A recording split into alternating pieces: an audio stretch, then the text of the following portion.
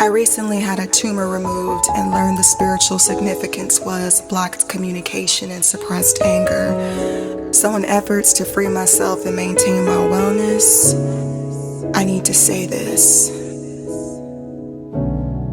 Don't pray for me.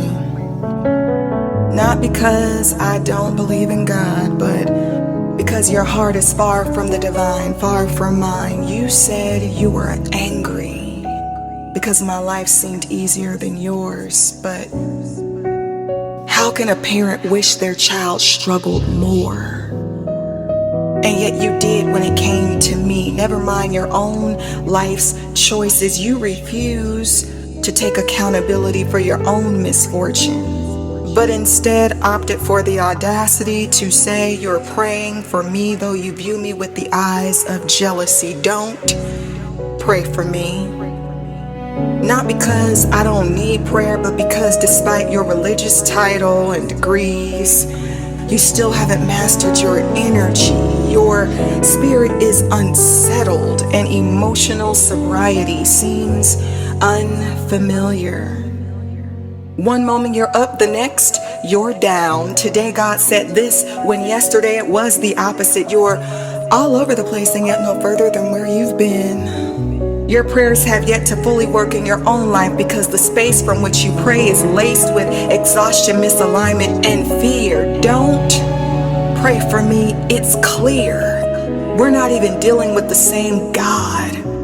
After all your martyrdom and pious living, you still don't have the one thing you want in life. You don't find that odd?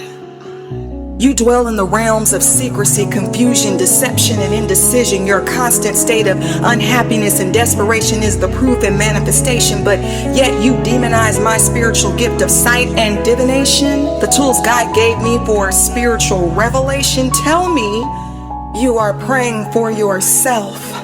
It's you who needs your help.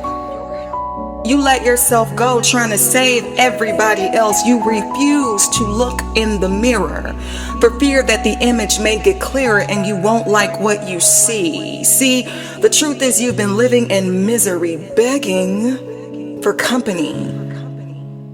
Oh yeah, you've been praying while hoping I'd need you so you could rescue me.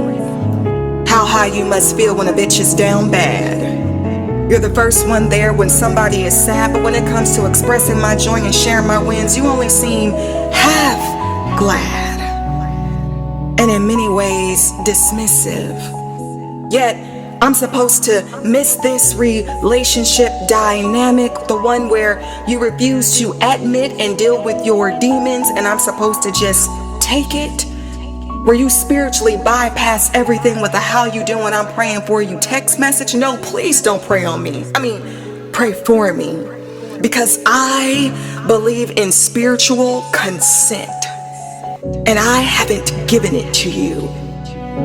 Trying to usurp someone else's spiritual autonomy is just plain rude.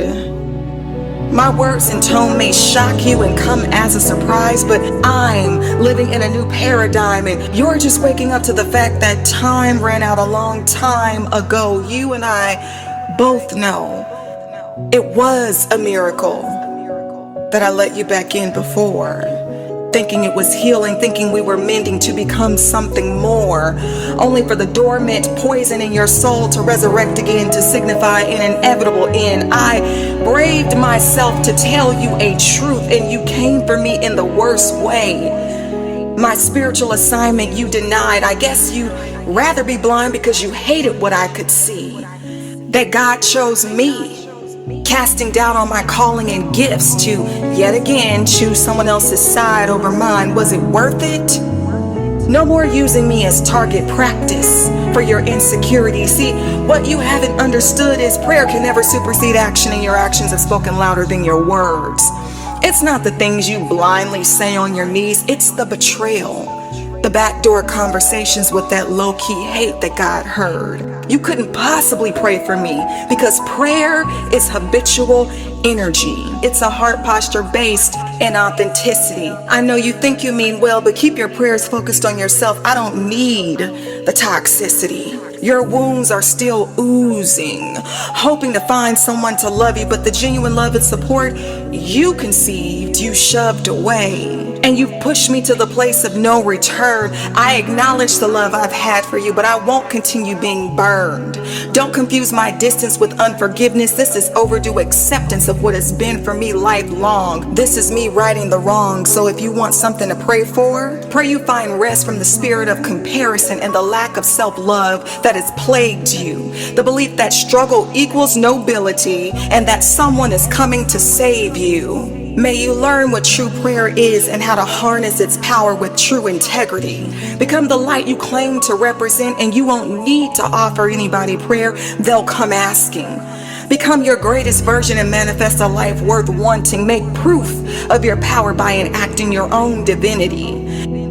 I don't need your prayers. I've only ever wanted the purity in your heart. So when you think about me, when you begin to pray, understand where you really need to start.